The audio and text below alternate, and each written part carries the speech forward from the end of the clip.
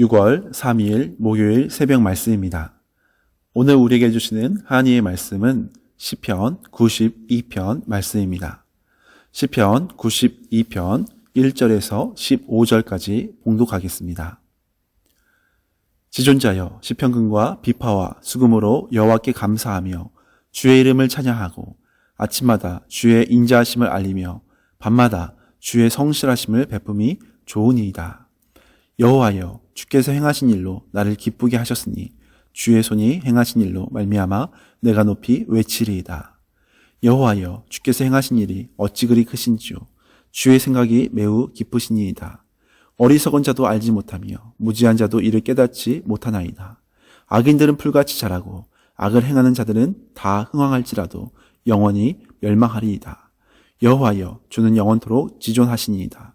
여호와여 주의 원수들은 패망하리이다. 정녕 주의 원수들은 패망하리니 죄악을 행하는 자들은 다 흩어지리이다. 그러나 주께서 내 뿔을 들소의 뿔같이 높이셨으며 내게 신선한 기름을 부으셨나이다. 내 원수들이 보응받는 것을 내 눈으로 보며 일어나 나를 치는 행악자들이 보응받는 것을 내 귀로 들었도다. 의인은 종려나무같이 번성하며 레바논의 백향목같이 성장하리로다. 이는 여호와의 집에 심겼으며 우리 하나님의 뜰 안에서 번성하리로다. 그는 늙어도 여전히 결실하며 진액이 풍족하고 빛이 청청하니 여호와의 정직하심과 나의 바위 되심과 그에게는 불의가 없음이 선포되리로다. 아멘. 요즘 우리의 일상을 보면 바쁘고 피곤하게 보내는 경우가 참 많습니다. 여러분은 참된 쉼과 회복을 위해서 어떻게 보내는 편이십니까? 오늘 시편 92편은 우리에게 참된 쉼과 회복, 안식을 누릴 수 있는 방법을 말씀해주고 있습니다. 시편 92편은 150개의 시편 중에 유일하게 안식일의 찬송시라는 표지어를 갖고 있습니다. 많은 시편이 안식일이나 절기 혹은 축제 때 불려졌음에도 특별히 이 시편의 표지어에 안식일의 찬송시라고 기록한 것은 우리에게 많은 의미를 준다고 생각합니다. 물론 표면적으로는 안식일에 성전을 향하여 가는 성도들이 부른 찬송시입니다. 안식일은 구약 성경 창세기에 보면 하나님께서 천지 만물을 창조하시고 마지막 일곱째 날에 안식하신 날을 기념하는 것입니다. 하나님께서는 천지 창조의 일을 마치시고 안식하셨습니다. 하나님은 전능하신 분이시기에 결코 피곤하거나 지치시는 분이 아니십니다. 그럼에도 주님께서는 친히 안식하셨다는 사실입니다. 안식일은 어떤 날입니까? 하나님을 온전히 기억하고 그분을 높이는 날입니다. 하나님께서는 안식을 통해 우리에게 참된 행복과 평안을 주시기 원하십니다. 하나님께서 안식이 없는 인생은 결코 행복할 수 없음을 아셨습니다. 우리는 일상 가운데 지쳐있는 경우가 참 많습니다. 피곤한 분들도 있고 이 새벽 말씀을 듣는 분들도 참 육체적으로 지치신 분들이 있을 것 같습니다. 또 때로는 영적으로 탈진해서 어디론가 잠시 피하여 쉬고 싶은 분들도 있습니다. 삶의 이 영적 전쟁터 속에 무거운 짐을 내려놓고 온전한 쉼을 누리고 싶은 마음을 품어보지 않은 사람이 누가 있겠습니까? 얼마나 힘겨운지 안식을 하라고 우리에게 허락하신 이 안식일 자체까지도 부담스러워하는 분들이 있습니다.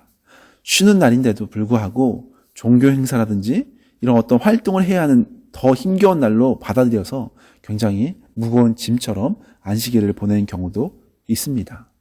아이러니하지 않습니까? 안식일을 통해 풍성한 생명을 누리며 온전한 행복과 평안을 회복하라고 주신 날인데 우리는 반대로 힘겹게 보내는 경우가 있지는 않으십니까? 이 구약의 안식일은 일곱째 날인 토요일이었습니다. 그러나 신약시대, 지금 우리가 믿고 있는 이 시대에는 안식일은 언제입니까? 예수님께서 부활하신 주일을 안식일로 거룩히 지키고 있습니다. 이렇게 매 주일 있는 안식일뿐만 아니라 우리가 어떻게 하면 매일매일 가운데 참된 안식을 누리는 영광스러운 삶을 살아갈 수 있는지 오늘 말씀을 통해 함께 살펴보며 은혜를 나누기를 원합니다. 오늘 본문 시편 92편은 안식일의 찬송시라고 적혀 있다고 했습니다. 안식일에 무엇을 해야 하는지, 어떻게 보내야 하는지 자세히 가르쳐주고 있는 시편으로 볼 수 있습니다. 1절부터 3절을 보니까 이렇게 나옵니다. 지존자여 시편금과 비파와 수금으로 여호와께 감사하며, 첫 번째로 여호와께 감사라고 합니다. 그리고 두 번째로 주의 이름을 찬양하고, 주의 이름을 찬양하고, 그리고 세 번째로 아침마다 주의 인자하심을 알리며 밤마다 주의 성실하심을 베품이 좋으니이다. 아침마다 주의 인자하심을 알리고 밤마다 주의 성실하심을 베푼다는 것, 곧 주님의 사랑과 은혜를 날마다 경험하고 알리는 것, 사명을 감당하는 것으로 우리가 이해할 수 있습니다. 안식일에 해야 할 일, 곧 이것은 주님께 예배드리는 것입니다. 왜 예배드려야 합니까? 방금 읽은 말씀처럼 하나님께 감사하는 자에게 참된 영혼의 안식을 허락하시기 때문입니다. 그리고 주님의 이름을 찬양하고 높이는 자에게 평안의 안식을 주시기 때문입니다. 그리고 세 번째로 주님의 사랑과 그 크신 은혜를 널리 전하는 자, 사명을 감당하는 자에게 기쁨의 안식을 누리게 해주시기 때문입니다. 참된 쉼과 안식은 일이 많고 적음의 문제가 아닙니다. 시간이 많고 적음의 문제가 아닙니다. 주님 앞에 감사하며 찬양하는 인생인가, 주님의 사랑을 전하는 사명자로 살아가고 있는 모습인가, 이것을 먼저 살피는 것이 안식의 모습을 살아가는 모습인지 우리가 알 수 있습니다. 주님께 감사하고 찬양하고 사명을 감당하는 것, 이 세 가지를 감당하는 자에게 주님께서는 참된 안식, 매일 일상 가운데 참된 은혜를 주실 줄로 믿습니다. 이것이 곧 예배자의 삶입니다. 5절에 보니까 이렇게 나옵니다. 여호와여 주께서 행하신 일이 어찌 그리 크신지요. 주의 생각이 매우 깊으시니이다. 12절에 보면 의인은 종려나무같이 번성하며 레바논의 백향목같이 성장하리로다. 13절 이는 여호와의 집에 심겼으며 우리 하나님의 뜰 안에서 번성하리로다. 감사와 찬양과 사명자로 살아가는 이 모습, 글자를 따자면 감찬사, 감사, 찬양, 사명, 감찬사로 살아가는 사람은 바로 예배자입니다. 이 예배자에게 주님께서는 은혜와 평안과 안식을 주시는 줄로 믿습니다. 또한 이런 예배자는 어떤 사람입니까? 주님을 온전히 믿는 자입니다. 그분을 온전히 신뢰하는 자입니다. 예전에 존 페이튼이라는 선교사님께서 남태평양 섬 지역의 번역 선교를 담당했다고 합니다. 그가 현지 종족의 언어로 성경을 번역할 때 믿음을 무슨 단어로 번역할까 굉장히 고민을 많이 했다고 합니다. 믿음을 쉽게 이해하기 위한 단어가, 대체할 만한 단어가 없었기 때문입니다. 그러다가 자신이 의자에 몸을 맡기고 있는 것을 보면서 순간 영감이 떠올랐습니다. 그래서 요한복음 3장 16절을 이렇게 번역했다고 합니다. 하나님이 세상을 이처럼 사랑하사 독생자를 주셨으니 이는 그를 믿는 자마다, 여기서 믿는이라는 그 말을 써야 하는데 그것을 이제 이렇게 번역한 겁니다. 이는 그에게 자신의 온 무게를 온전히 맡기는 자마다 멸망하지 않고 영생을 얻게 하려 하심이라. 믿음이라는 단어를 자신의 온 무게를 온전히 맡기는 자라고 번역한 겁니다. 믿음은 자신의 온 무게를 온전히 맡기는 자, 이렇게 해서 그 현지 언어로 번역하니까 가장 합당한 언어로 사용되었다고 하는 고백을 들었습니다. 여러분은 자신의 온 무게를 주님께 온전히 맡기며 살아가고 있습니까? 아니면 적당히 내게 하고 싶을 때 감사하고 또 내 감정이 좋을 때만 찬양하고 내가 하고 싶을 때만 사명을 형식적으로 감당하고 있지는 않으셨습니까? 주님께 나의 모든 것을 온전히 맡기며 주님을 예배할 때 주님의 안식을 우리 가운데 풍성히 부어주신 인생으로 빚어 가실 것입니다. 기독교의 큰 어른으로 존경받는 한경직 목사님이 계십니다.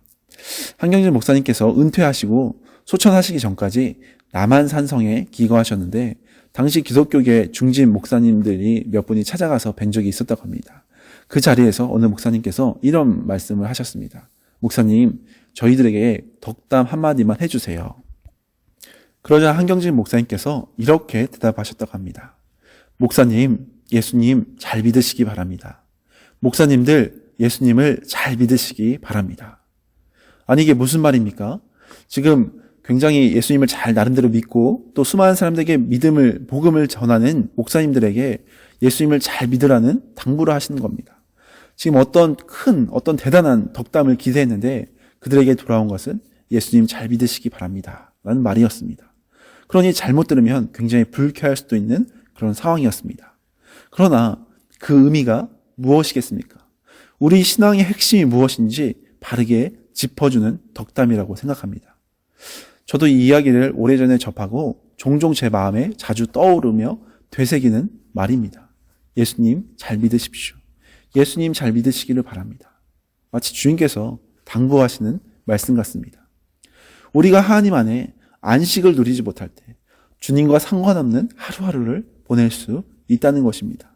예수님은 우리와 함께 하시는데 우리는 내 생각대로 살아가고, 예수님은 늘 우리에게 평안과 은혜를 주시기 원하시는데 우리는 늘 내 방식대로 세상에서 안식할 수 있는 방법을 찾아 헛수고하며 허덕이며 지내고 있지는 않으십니까? 사랑하는 여러분, 오늘 말씀을 기억하면서 주님께 감사하는 자, 주님을 높이고 찬양하는 자, 지금 그 자리에서 사명을 감당하는 참된 예배자들 되시기를 간절히 축복합니다. 주님께 나의 모든 것을 맡기는 믿음의 자녀들에게 온전한 안식과 평안을 주님께서 풍성하게 허락해 주실 것입니다. 오늘도 우리의 주님, 예수님만 잘 믿고 예수님과 동행하는 복된 날 되시기를 예수님의 이름으로 축원합니다. 같이 기도하시겠습니다. 주님, 우리의 삶 가운데 날마다 주님을 찬양하고 주님께 감사하고 주님의 사명을 감당하는 참된 예배자로 살아갈 수 있도록 도와주시옵소서. 그리할 때 주님께서 우리에게 참된 안식과 참된 평안과 매일의 일상 가운데 승리를 주실 줄로 믿사오니 주님께만 온전히 믿고 맡기는 자, 예수님만 온전히 더 의지하고 바라보는 자 될 수 있도록 도와주시옵소서. 오늘도 우리의 호흡 가운데, 우리의 한숨 가운데, 우리의 모든 기도 가운데 응답하시고 역사하시고 앞서가시며 도와주시옵소서. 감사드리며 예수 그리스도의 이름으로 기도드립니다. 아멘.